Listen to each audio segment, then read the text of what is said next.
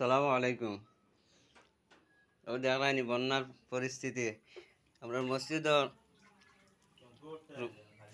মসজিদও পানি ঢুকে গেছে। আর মেসাবর রুমও দেখলানি আঁঠু পানি, প্রায় আঁঠু পানি।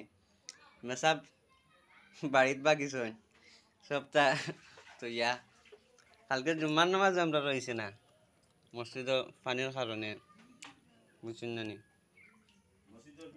আপনারা দোয়া রাখবা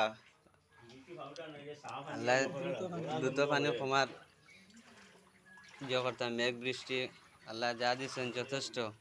এখন আমরা উপরে যত ইটা মেঘ বৃষ্টি এখন গজব হিসাবে আমরা উপরে বর্ষিত হইব।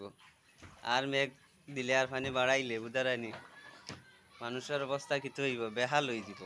যার কারণে সবে দোয়া করবা খালি আল্লাহ। এটা একটা গজব বুঝছো না, আমরা পরীক্ষার মধ্যে ফেলাইছে। ও দেখায়নি বহুত কষ্ট করি মানুষ এখন মারা গেছেন। মাইক্রোফোন বহুত তার সব কিছু ছুটাইল আসলো, ও আমরা কানেক্ট করিয়া লাগাইয়া ও আমরা কইছি বলেন জানাইয়া দিছি। আর পানির পরিস্থিতি দেখলেন, আর সব ভালো আছেন তো?